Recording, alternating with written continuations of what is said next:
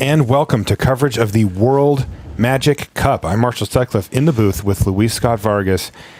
73 Crunchy started this thing out, Luis. We're down to 2. We've got Belgium versus Greece. We're going to be playing an entire round here. You can see 3 separate matches going. The team that wins 2 of those matches is going to be our champions. We're going to start off on our back table.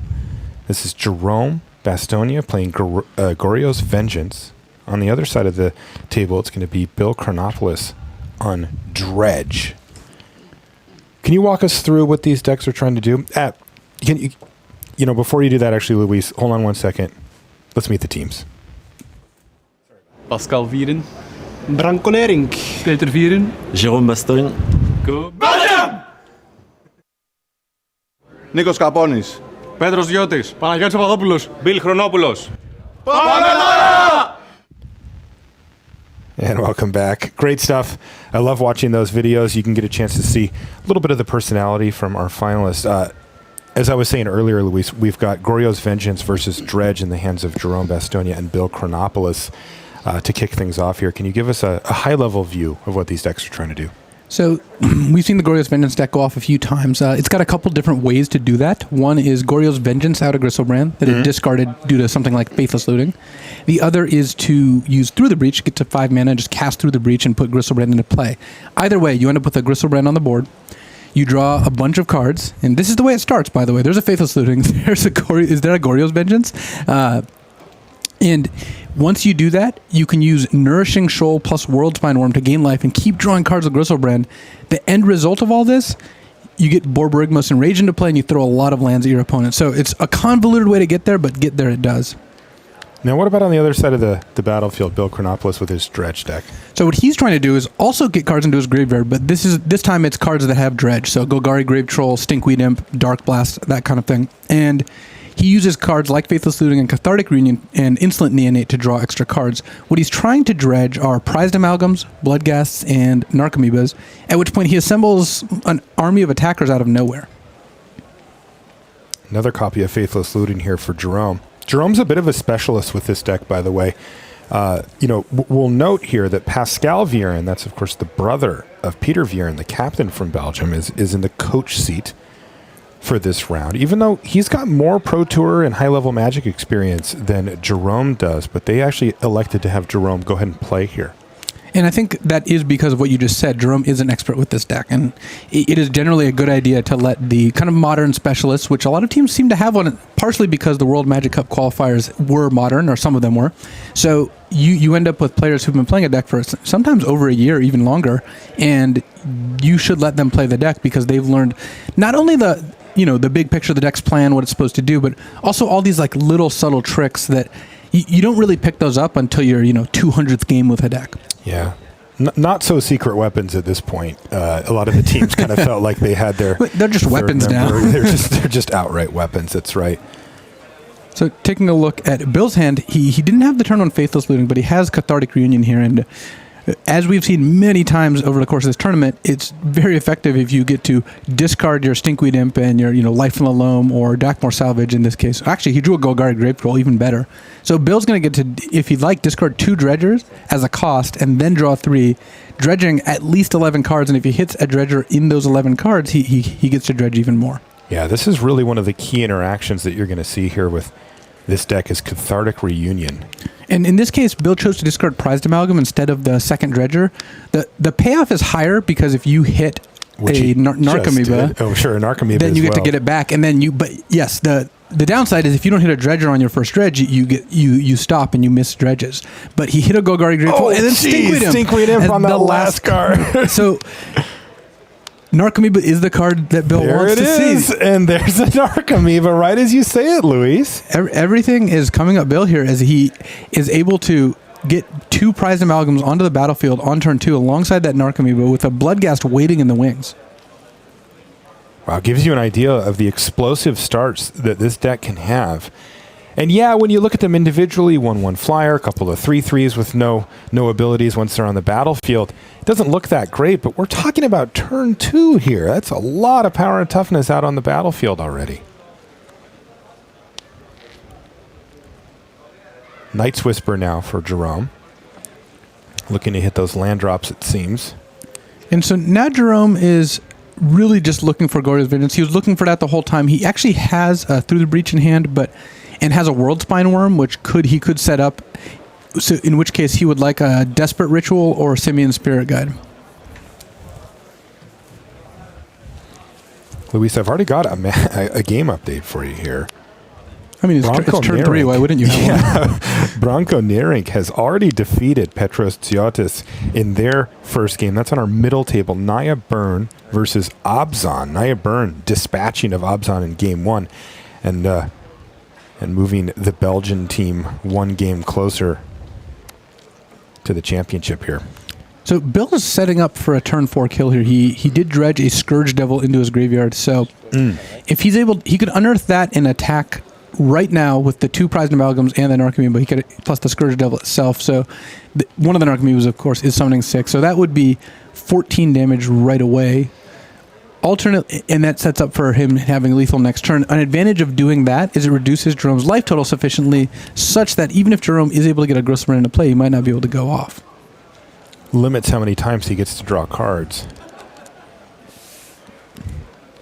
I would not be surprised to see Bill do that here.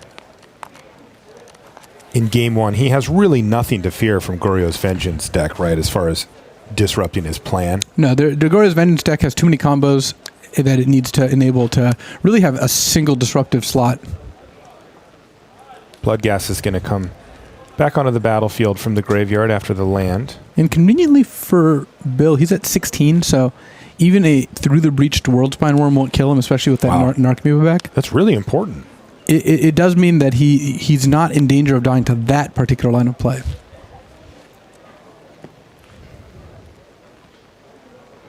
All right, here we go. Hit you for 14. So it's going to put Jerome down to 4 here. So that's 12, 14, right? 4, 8, 12, 13, 14. Put you to 4. The Scourge Devil does not get to stick around since it was unearthed. And so next turn, Bill is threatening 10 points of damage. Jerome is able to gain 11 off Nourishing Shoal, so Bill's going to be a few points short, but he's got Conflagrate in his graveyard, which will still finish Jerome off through that Nourishing Shoal unless Jerome is able to do something else. That is a lot of damage that this Dredge deck has been able to compile, and sitting there with 7 cards in hand still, even after all that. Also, it's not clear if Jerome is going to be able to even combo off.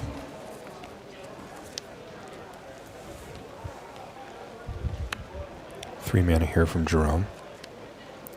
If he's flashing back Faithless Looting, that is going to put him in a tough spot here. That is exactly what he's doing, Luis. Draw 2, discard 2.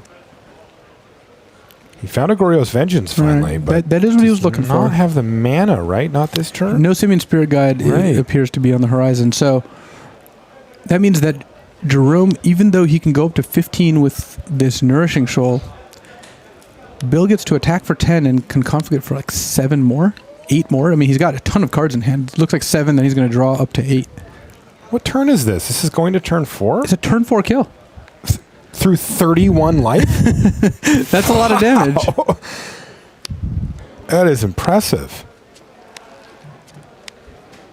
Another match update, or excuse me, game update here. Panagiotis Papadopoulos with Infect against Peter Viren, also on Infect, it should be noted, has won his first game for Team Greece. Looks like Bill's going to stock the coffers even further here with a life from the loam. Yeah, I mean, that is the play you want to make beforehand. It does actually add damage to your Conflagrate, though. And it gets you another Bloodgas with haste, too. Yeah, getting a little bit more damage here. Now, is Bill going to go? It looks like he's going to go for the Conflagrate first. Is he just going to do it all? Yeah, just going to dump it in. 9 damage. So this forces the issue. Jerome must now respond. He's going to gain 11, go to 15, take 9, and face down lethal anyway. So Bill Chronopoulos wins his first game. So just to give you a snapshot here, Bill Chronopoulos and Panagiotis Papadopoulos have both won their games for Team Greece, while Branko Nerink, he ended up winning his game for Team Belgium. We'll be back right after these messages. Play for your chance to win sweet prizes at the Standard Showdown. Sleeve up your biggest, baddest, most busted deck and throw down at a participating local game store. 4 weeks only, every Saturday from November 26th through December 17th. Find tournaments near you at magic.wizards.com/Standard Showdown. Kaladesh is now available on Magic Duels. Build endless deck combinations with more than 1,000 unique cards. Play through hours of story with 50 campaign missions. Play Magic Duels free today on Xbox One, Steam, iPad, and iPhone.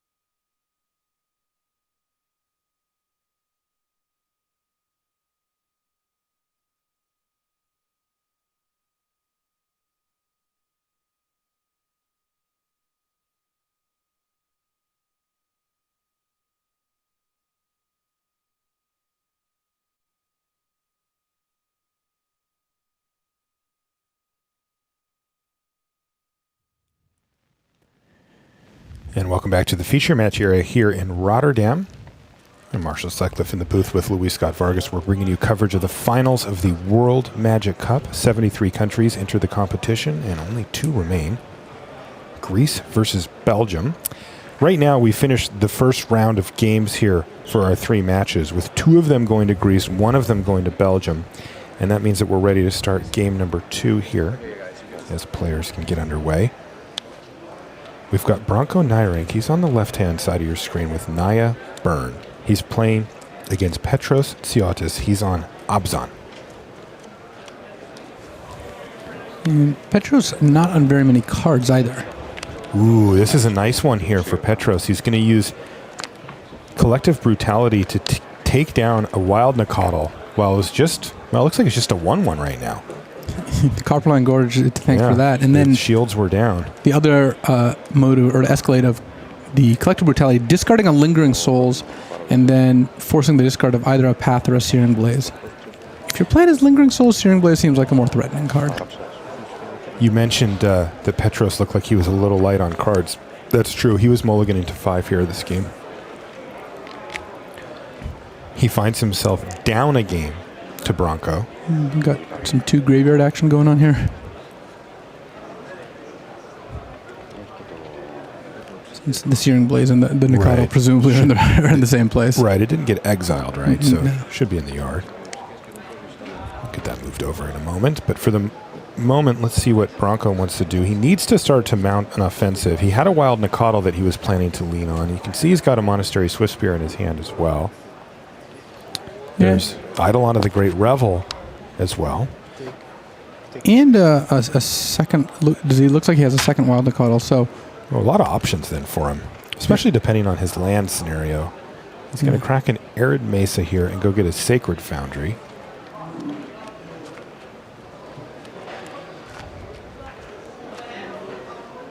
The dreaded triple 1-drop start against a mulligan to 5 is going to be tough. Right, and now that Wild Nacatl's charged up, and on top of it, the Monastery Swiftspear's in the red zone immediately thanks to haste. So Petros, even though he did a good job of taking care of the one threat from last turn, is already under siege once again, though. He knows he has at least something to do with his mana thanks to discarding the Lingering Souls. He's also drawn a land, though it looks like he also had another land in his hand as well. Yeah, so Petros is on a Path to Exile as his last remaining spell. He can flashback Lingering Souls here, and then Path, more likely than a Nacatl than the Swiftspear, one of the two. And not die immediately, but he's going to have a hard time against Eidolon plus Branko having a Path for whatever Petros' first good creature is. Even though discarding Lingering Souls is generally what you want to do to a Collective Brutality, as it turns out, Pedro's drawing additional lands means I think he would have been happy just keeping it in his hand. Yeah, At the time, it made a lot of sense what he did. Yeah, I mean, he did have a land in his hand, so he could have said, all right, well, next turn I'm just casting Lingering Souls no matter what. This does give him some flexibility, though, as far as using that Path to Exile. That's what he gains here. But if he runs out of gas, he could find himself a little sad to not have the extra 2 Flying Spirit tokens from that Lingering Souls. Take a look at the team aspect here for the World Magic Cup. That's right, we are playing a team event. There's actually 4 players on each team. One of them is in the coach seat for each round. The other 3 are playing individual matches, though you can help. Yeah. The coach can move around as they see fit and offer advice. This is Path to Exile hitting the Wild Nacatl, as you predicted, Luis. And even if the other players aren't actively playing a match, for example, we'll often hold a match so that, of course, we don't want to miss anything for coverage for you at home who have been so kind to join us. We want to make sure we show you everything that happens. And that means that the players can even bump over and lean over the shoulder and offer advice here and there. Wheel their chair over if they're the captain. It depends, yeah. All right, so Eidolon of the Great Revel could be a major pain for Petros, though he did just find a Maelstrom Pulse. And despite Petros being down cards intrinsically because he mulliganed, I don't think this is going that badly. If he does something like Maelstrom Pulse the Eidolon, you notice the Monastery of Sisera didn't attack last turn. That's right. Bronco did not have a spell to play, so it was just a 1/2, and he's feared a double block of the spirits. If he, once again, doesn't draw a spell, then he's in the position where he could attack, and if it gets double blocked, he can path 1 spirit, essentially trading a path for both spirits. But then both players aren't empty, and Petros is still at 18. The burn deck hasn't actually cast any burn spells. Yeah, Petros will get a land out of the deal potentially, though I do see he has 2 basic lands on the battlefield already. But even then, he should be the one to be able to use up more mana. Bronco's going to point at the Eidolon, signaling that he does remember the trigger. That means that Petros is going to take 2 for the privilege of casting that. And Petros looking forward and saying, look, this isn't going to last forever. I may as well start attacking. He presumed that he wasn't going to have a clean block here anyway. Yeah, this is an aggressive line by Petros. He's going to race. I mean, he left the Eidolon on the battlefield. He needs some siege runners. That's what he needs. Yes. That is his plan. One thing that Petros has certainly noted here, I should say, is that the Naya Burn player, basically every card in their deck triggers that Eidolon as well. And so he's like, look, we'll just race that. And I got to say, even though he didn't find the Siege Rhino that he wanted, Shambling Vent, that's going to force thumbs up. Going to force the use of Path from Bronco. There's no way you could let Abzan gain 2 life in this kind of situation. Mm-hmm. Here's Goblin Guide, though, from Bronco. And that means that Petros may be able to start digging his way out of this, maybe get some lands off the top of his library and get to some action. Yeah, he pointed at it. Here we go. All right, another land, and it's even a Shambling Vent. Yeah, that was a great reveal. Petros is actually clawing his way back in. He's now up 1, he's not down 2 cards anymore because he got a free card off Goblin Guide. He kind of got a card off of the Lingering Souls flashback. Drawing thoughts, he's not really where you want to be. Not where he wants, right? It's really interesting because if he does play it, he's going to lose 4 life, but he will take the Path to Exile. So he gets to... and then fire up the Shambling Vent. He gets to very painfully take Path and... For effectively 2 life here. And gain 2 life back by attacking with Shambling Vent. It does feel risky, though. Also, if he hasn't seen his hand at all, Bronco is holding 3 cards with 3 mana. Going down to 6 against the Lightning Bolt deck is pretty scary too. Could just lose on the spot. Another reason not to Thoughtseize to go for the Shambling Vent is that you've drawn a second Shambling Vent. If your first one gets passed, you can still activate the second, and you're not going to be able to activate 2 in the same turn anyway. Petros trying to convince that Eidolon of the Great Revel to turn on its master. I'm doing a pretty good job of it. Yeah, not too bad, though. Bronco may be able to assemble a significant amount of damage here. He just drew a Lava Spike for the turn, though he doesn't have any other burn spells in hand right now.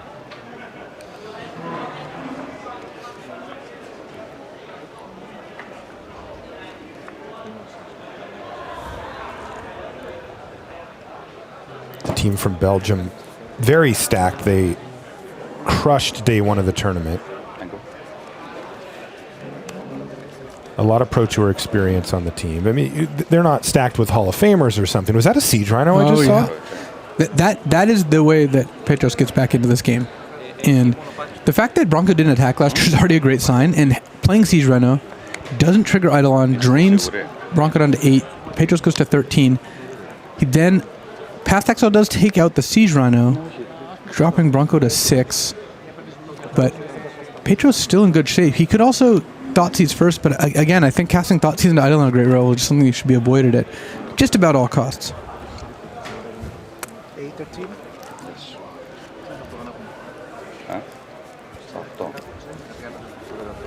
And Petros seems to be content leaving the spirits back to potentially trade with something like Goblin Guide. Or Eidolon if the Eidolon comes over.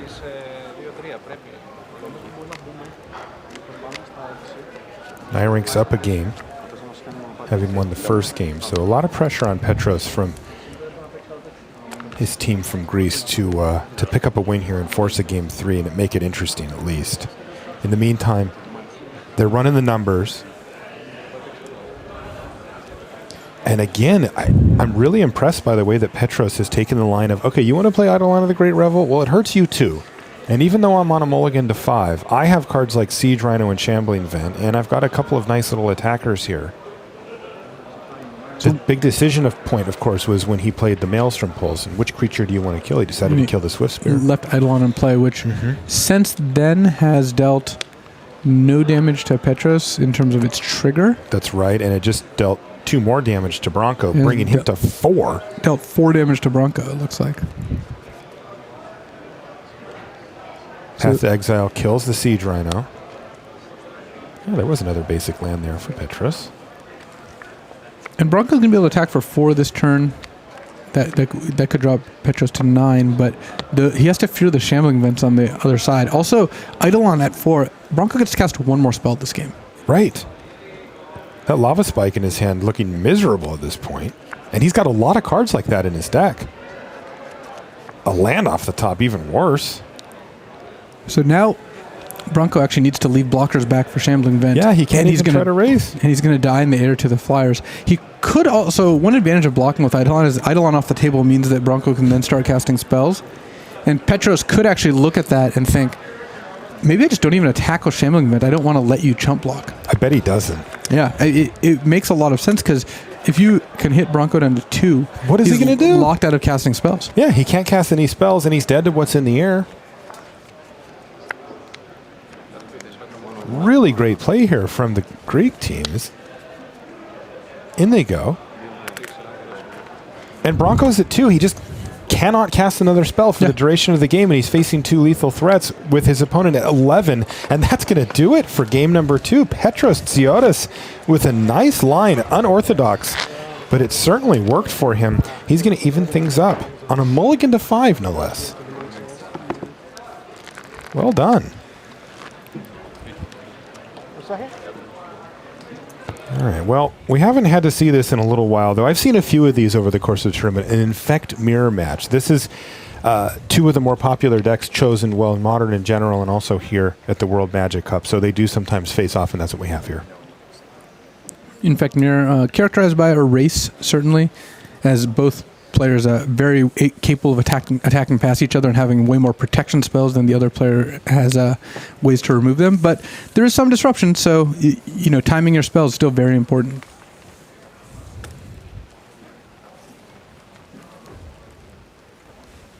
Okay, we've got a Gitaxian probe to take a look at what the other player's working with. Those of you who follow high-level Magic for the last few years will remember the last time that we saw Greece in the finals, 2014 World Magic Cup. They played against Denmark, and they were so close before, as it's known now, the Dane Blast heard around the world came off the top of the library for Simon Nielsen and ultimately locked things up for the team from Denmark. Really heartbreaking loss for the team from Greece, and they've got 1 game win apiece on their side versus just 1 game win for Team Belgium. They are moving ever closer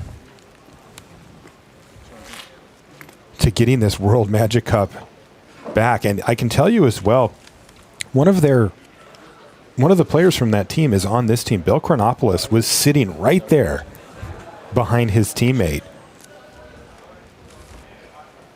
That was Panayotis Savidis at the time. As they took that loss. They did so gracefully, but you know it stung. Oh, yeah. I mean, it's, quite the honor to be given the chance to play the finals to try to win it for your country. And then when you lose it, I mean, it's tough. You don't know if you're going to get back there. You don't know if you're going to have another shot. And Bill Chronopoulos is lucky enough that he actually does. Yeah. God, I'm sure he remembers that moment. He'd love to replace that memory with one today of them winning instead, but they have a really tough opponent. I have to say, one of the better teams in the field, Team Belgium, the Vieren brothers, both with Pro Tour experience. In fact, I was chatting with Pascal Luis, and he was telling me that the last Pro Tour he played in, he since started a family and such, I believe, so hasn't been playing as much high-level Magic, but it was actually Pro Tour San Diego in 2010, which you might remember. I do. That was some time ago, but actually lost to one of the other commentators at this weekend, Simon Gertzen. Yeah, you lost to Simon in the top 8, but before doing that, for those that don't know, Luis actually won every single round of Swiss. You went 16-0 in the Swiss portion, and also of note here, Pascal, he was one of your wins. So you told me. He said he helped. I will admit I did not remember the round I played against him. Yeah, he said it was actually pretty late in the tournament, maybe around 12 or 13. He ended up finishing top 32 there. Okay, here's a big turn now for Panayotis. Look at this triple mutagenic growth with the Might of Old Krosa, and he gets the job done. Jeez, Panayotis Papadopoulos. I tried to have just one little chat about the teams, and he just wins the game out of nowhere. He was too busy mutagenic growthing his Glistener off. Turn 2 kill. Wow. Okay. So you know what that means? That's 2 games to 0. And also he defeated really the best player on the Belgium team. Peter Vieren is the most experienced by a lot on that team. He's also the team captain, and he just dispatched him in 2 quick games. Mutagenic growth, mutagenic growth, mutagenic growth. But wait, there's more. Might of Old Krosa to get the job done. Now that's Bill Chronopoulos. We just had a chat about him. You can see he's wearing his medal there. He is the national champion for Greece, and now he is in an absolutely unbelievable position, Luis. He is in a seat where if he wins this single game of Magic, he will win the World Magic Cup for Greece and avenge that bitter loss to the Danes from a couple of years ago. It's all on Bill Chronopoulos' shoulders. Let's see if he can get the job done, or if Jerome Baston is going to stop him and force more Magic. Look, if you want a chance at redemption, you've got to be the one to take it. And I think Bill would like nothing more than to be the one playing this match. Now, Bill did take a little risk here. He mulliganed to 6 and kept a 0 lander, but it looks like he's found his way out of it already. And a Faithless Looting is going to help him keep that rolling. Let's see if this Dredge deck can get the job done for Greece.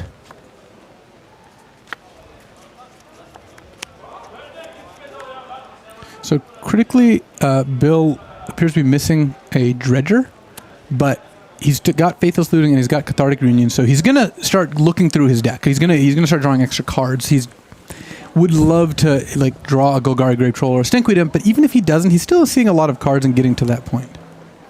Faithless Looting being utilized by both sides of the table here, though, for different purposes. Bill wants to get Dredge creatures in his graveyard or some of the payoff cards. For Jerome, it's all about getting targets in there for his Goryo's Vengeance. That's not going to be one of them. World Spine Worm is going to get shuffled back in. That's part of its clause. The card designers from Wizards of the Coast know which ones they're okay with sitting in the graveyard and which ones they're like, no, you're not going to get that one back for 2 mana. World Spine Worm in the latter group. Indeed. All right, Faithless Looting number 2 for Bill Chronopoulos. Oh, he found a Stinkweed Imp right off the top, Luis. All right, that is critical, since that means that next turn we're going to see a pretty big Dredge. And actually, there's an Insolent Neonate in Bill's hand, so even this turn we're going to see Stinkweed Imp potentially doing some dredging. we've seen frequently is that the Dredge player will sacrifice the Insolent Nina at the end of the opposing player's second main phase. Mm-hmm. And that will allow you to dredge something like Prized Amalgam plus Narcomoeba. Narcomoeba returns, Prized Amalgam returns end of turn. Bloodghast also hitting the battlefield for Bill with that land drop. And this has gone very well for Bill Chronopoulos. On a mulligan to 6 with a 0 lander, he's hard to ask for much more than this on turn 2. Well, Jerome has 2 copies of Anger of the Gods, which is a very effective card against Dredge because 3 damage is conveniently enough to hit everything that Dredge gets into play for free, and exiling means it won't be happening again. Now, we did have a chance earlier in the day to watch Bill play against a deck that he knew had Anger of the Gods, and he played very carefully in that match. So Bill is not somebody who's going to just recklessly run his game plan into one Anger of the Gods and just hope it all works out. He is keenly aware of that interaction of getting all of his creatures exiled and then having nothing going on anymore. Really going to pay a lot of attention, though, to this Dredge with the Stinkweed Imp. This is going to dictate a lot of how this game goes. Ooh, all business for Bill Chronopoulos, by the way. He knows the weight of the World Magic Cup is currently on his shoulders.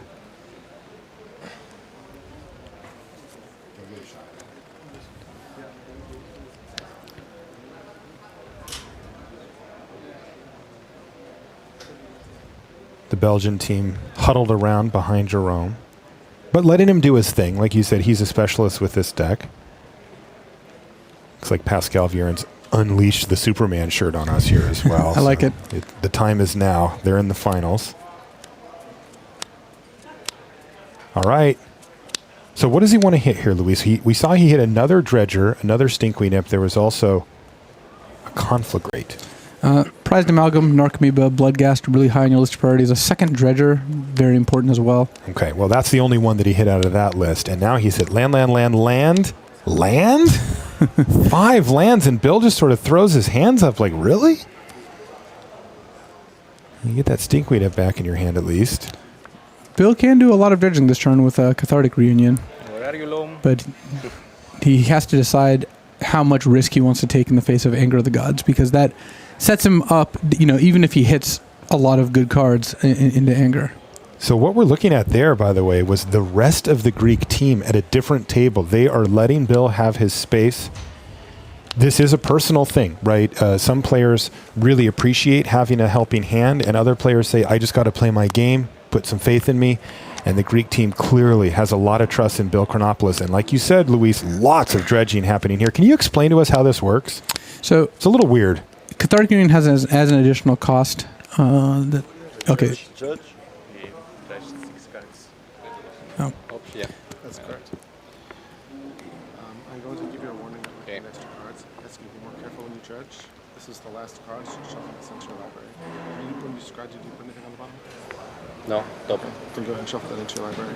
We're listening to what's going. It looks like he may be over dredged by a card there, Luis. He hit a 6 card, which would be Grave Troll, not Stinkweed Imp. He then started dredging the other Stinkweed Imp, but the judge ruled that he over dredged the first one, shuffle the last card, which was the Narcomoeba, and then will proceed to dredge the second one. Okay.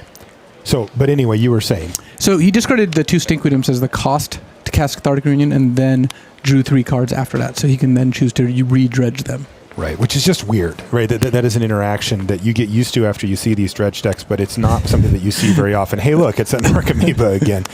And another Dredger and another Narcomoeba.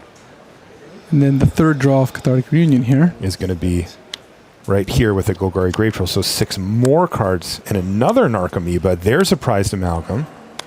He's been waiting to see those and a Bloodghast. So pretty potent here. Maybe not everything, but he's got a lot going on. Well, this was good for him. This was like what you want, but Jerome does have Anger of the Gods, and that will be cast next turn. Unless Jerome is somehow strung together a win, which his hand looks like it's pretty far away from. Actually, Jerome's picked up another hate card. If we take a look at his hand here, we've got Leyline of the Void, which, you want that in your opening hand. That's a lot better, but you are allowed to hard cast it, and that can have a good effect on the game. Okay. Now, does Bill have options here as far as what he wants to bring back? Like, he could just bring back everything that it's possible, right? The Bloodghast if he has a land plus the amalgams and stuff. But will he try to hedge? The way to hedge involves Bloodghast because you can you can play a fetch land like that Bloodstained Mire, and then during your opponent's turn, sacrifice it to bring back your Bloodcast and Amalgams. Narcomoeba you have to bring back right away or not, so you might as well just do that. Yep. And once you've done that, Amalgam will come in. That one's not optional. So Okay. Bill was kind of forced into doing all this, even though No. he's aware that anger is a drawback. Yeah, he's not happy about it either, and he's going to lose his board to Anger of the Gods. Now, that will leave him still with the Bloodghast, but that's it. Yeah, he chose not to bring that Bloodghast back. Yeah, So it's sitting in his yard down there in that middle the row. question is, do you bring that back end of turn? It does let you attack, which is obviously an advantage, but the drawback there is that if he's able to then dredge and mill a Prized Amalgam, he won't have that Bloodghast ready to bring it back. Prized Amalgam needs friends. And he does have dredge cards in his graveyard here, at least a Stinkweed Imp. There may be a Grave Troll hiding in there somewhere as well. It's hard to see. Okay, so he's going to crack the fetch land, but I am curious.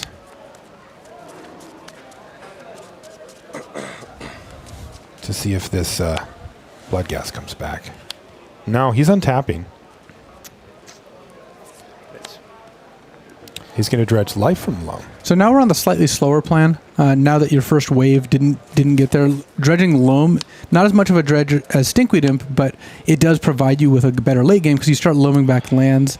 Also, getting back the Mortuary Mire there gives you the option to exile your opponent's graveyard. Is that a Bajuka Bog Or right Bajuka there? Bog, rather. Yeah, But yeah. the reason there is that there is a Gristlebrand lurking in Rome's graveyard, and being able to exile it makes Goryo's Vengeance no longer an out here. Yeah, you said it earlier, an incredibly shiny Grizzlebrand. It It really is does shiny. stand out from the yard. You can see it back there, too. So the Bajuka Bog does take care of the graveyard. Though, as we look at the hand here from Jerome, he wasn't really getting close to that anyway with a Simian Spirit Guide and Anger of the Gods and a Leyline of the Void in hand. No, and actually, you got to give His hand some... looks kind of bad. Well, some thought to using Simian Spirit Guide, playing Leyline of the Void this turn, and then next turn you can Anger of the Gods and hopefully put Bill in a position where he can't really assemble much. The problem with the Leyline is it doesn't exile cards currently in the graveyard, it just Right. future ones. So Bill at some point could dredge back or just play a Golgari Grave Troll and just look at all the cards that are currently in his graveyard, which I'm not sure Yeah. exactly what that number is, but he's got a lot of cards in his graveyard. It could be substantial. Yeah.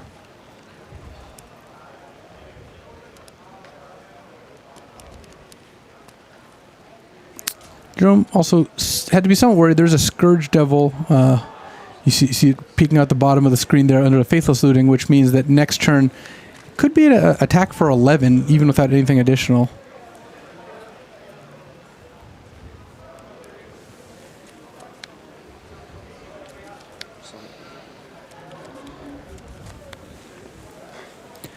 The biggest drawback to playing Anger of the Gods here is that you're not stopping Bill from enacting his plan next turn. He still gets to keep dredging and keep putting cards into play.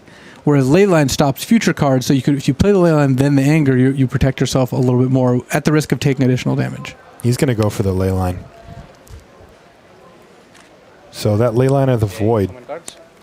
you can take a look. If a card would be put into an opponent's graveyard from anywhere, exile it instead. But as you noted, Luis, it doesn't actually take care of the cards that have already been put into the yard. That is not a rest in peace.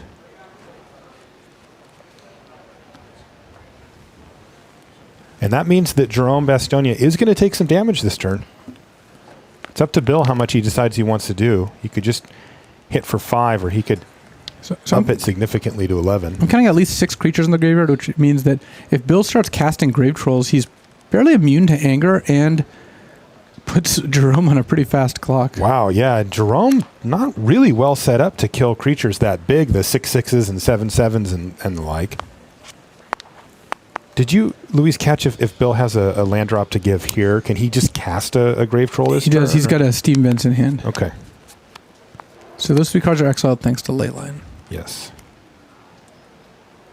Yes, that dredge train is no longer going. This is Team Belgium over here, and you can see how nervous they are.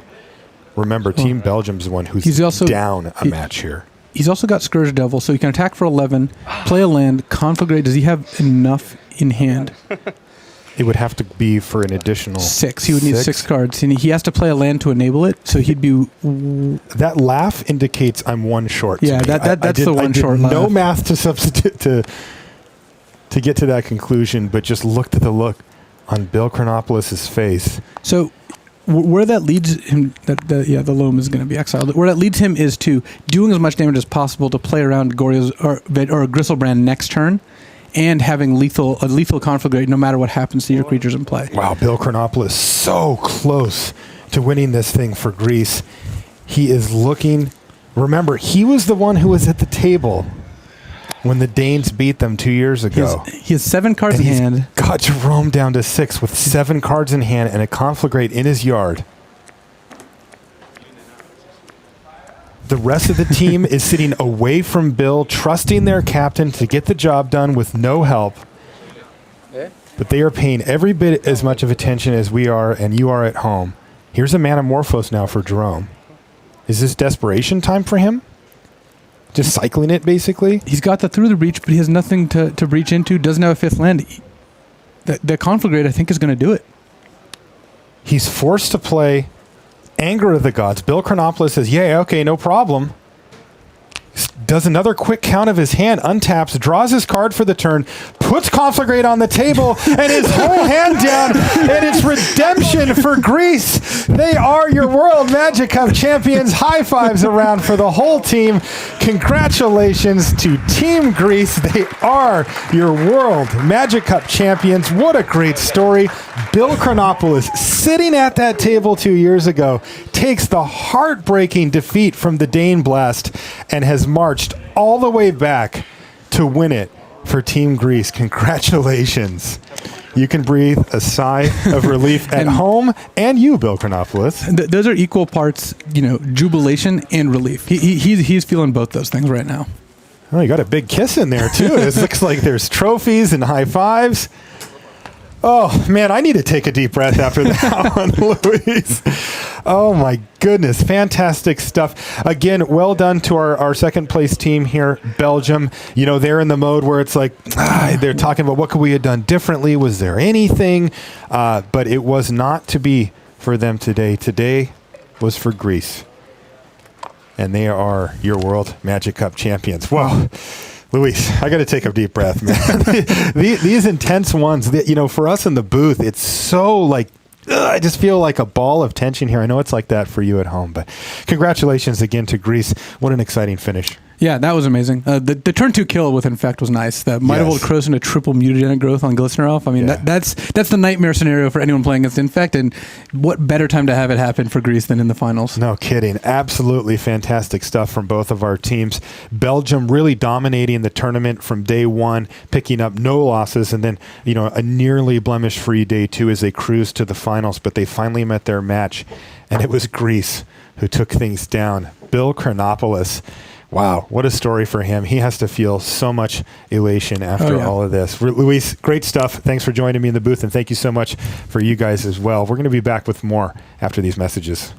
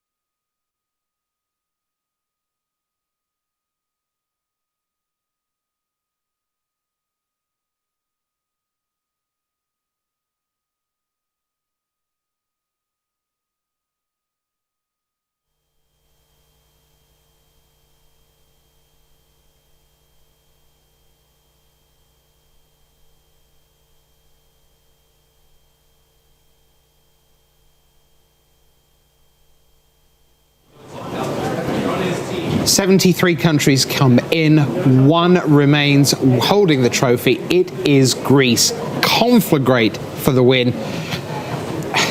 Just words fail, really. I've been joined at the desk by Simon Gertson, Brian David Marshall, and hot out of the booth, Luis Scott Vargas.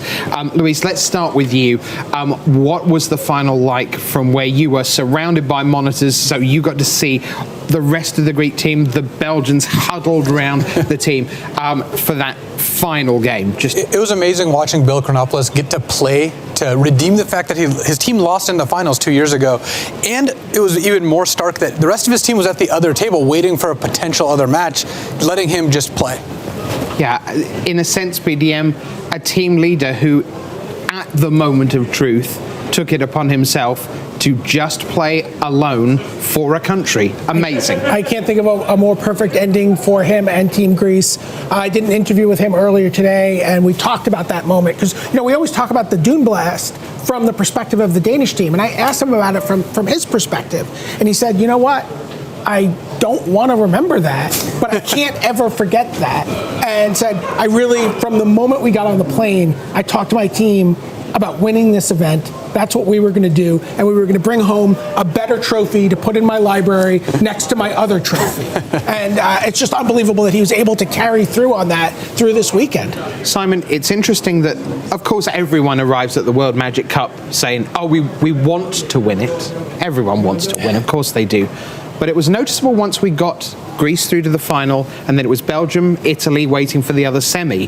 Those three teams throughout the weekend, we've all anecdotally on coverage, we've heard those teams talk about, yeah, I'm going to win.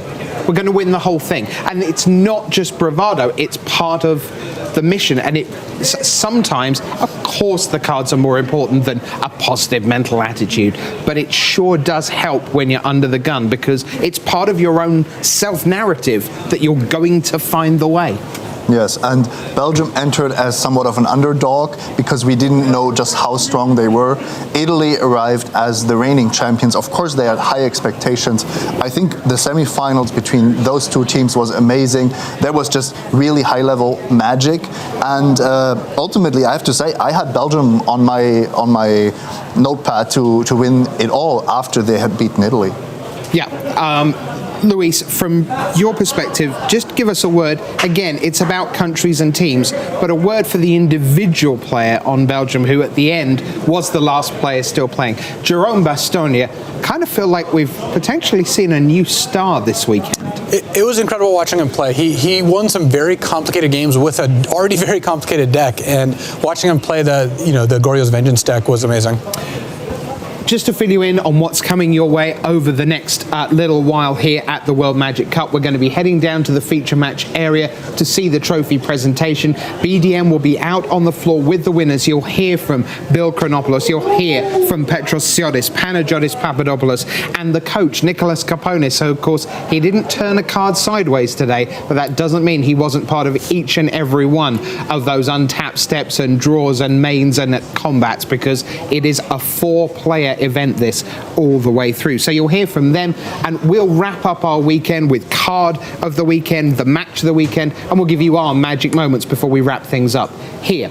But we are waiting on that award ceremony. So before we get to that, I want to go back to the start of the tournament, and BDM, we rather sort of drew the short straw in, the three of us trying to navigate our way through Kaladesh Sealed, which for 12 boosters is a really tough exercise, and all the teams did it. It's a really tough exercise, but it's a tough exercise in culling down a lot of cards to a few cards, and the teams that were able to really build synergistic and powerful decks were, on display this weekend. They certainly were. So I'm glad to tell you that we are ready for the award ceremony. Let's hand out the prizes here at the World Magic Cup.